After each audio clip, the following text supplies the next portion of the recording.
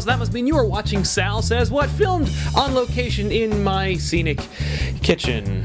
Once again, we have to play catch-up because I shot a whole week's worth of episodes of Sal Says What at Funny Books, Comics and Stuff in Lake Hiawatha, New Jersey, my comic shop, and ostensibly my location for this show, but all the footage was rendered unusable. I couldn't use it. And it kind of pisses me off, so I don't want to talk about it. But we did get our sister show back issues in the can. Looks good. Cut it, so no interruption there and no changes there as well.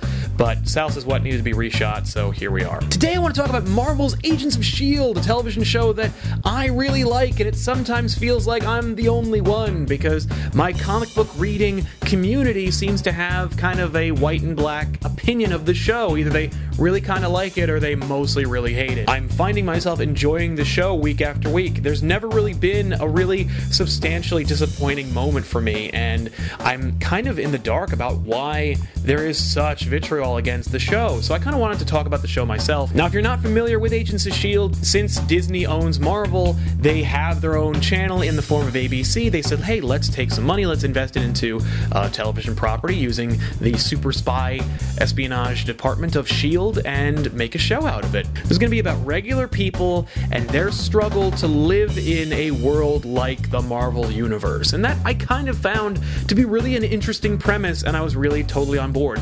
Especially because it wasn't just like regular people wandering through the streets and getting crushed by cars. No, it was going to be about super spies, but set against the Marvel cinematic backdrop. Now, I personally wasn't the hugest fan of the focal point of the show, which is Chloe Bennett's character, Skye. I wasn't sold. A lot of people still aren't. Several episodes later, we find that she is not only important to the show, but also has goals and dreams and ambitions, and the pursuit of those dreams for her is something that I found myself kind of interested in, and I wouldn't be if it weren't for the journey that I took with the characters. So I really got to give it to the writers, the showrunners, and Ms. Bennett's performance making the Skye character interesting and relatable to me. Obviously, Clark Gregg's character of Coulson wouldn't ever get the amount of attention and detail and interest that he gets in this show. He'd be relegated to being a side character or a plot device.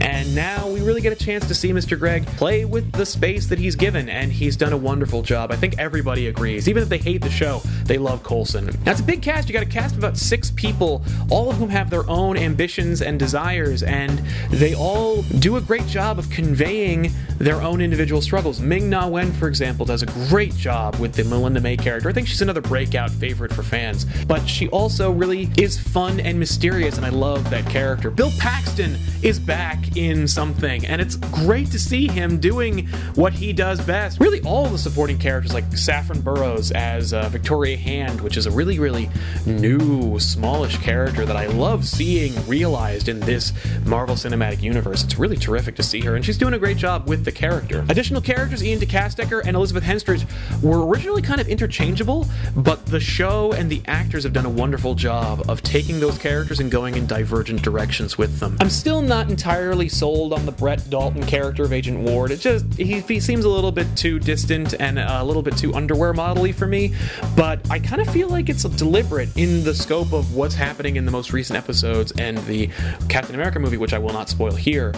But basically, I'll say, due to developments in that movie and in the most recent episodes, I kind of feel like there's a deliberate reason why I'm not supposed to connect with the Ward character. Could there be more direct Marvel references like Madripoor and Hydra and AIM? Totally. But I'm worried that it would run the risk of feeling kind of hokey and shoehorned in. I really like that they're just trying to carving their own corner of the Marvel Universe themselves, and I really like that they're doing that. I respect it. Taking a character like Deathlock, for example, and doing something with that is really, really cool. But at the same time, I understand a little bit of criticism by having his name emblazoned on the robotic leg. It's a little too on the nose for me, and I feel like audiences who watch the show are too smart to be treated that dumb. And the Centipede Hydra thing, I guess we'll see. I don't know. I was originally going to talk about that more in depth, but the movie has completely blown the lid off of my review and discussion of this show. I think best of all, Marvel's Agents of S.H.I.E.L.D. does a wonderful job of introducing non-comics readers in a really organic way. Well, that's it for me here on Sal Says What. I want to thank you all for watching, and if you have a minute, you can click the like button, subscribe to our channel to get more shows like this one and back issues, which you can click right here. You can see the most recent episode of back issues. And the question for you guys is this: even though I kind of derided the idea of having direct references to characters from either the Marvel Cinematic Universe or from the comics, who have you been just dying to see in the show represented that hasn't appeared yet, or probably might never appear? Who do you really want to see represented or appearing on this show? I will share my opinion with you if you mention it down below in the comments section. Thanks so much for watching, everybody. You can stop by littlehouseonline.com, which is our channel, to find more stuff like this. Stop by funnyrama.com to check out the really great comic book store that we are supposed to be in. And thanks a lot for watching. We'll see you next time on Sal Says What.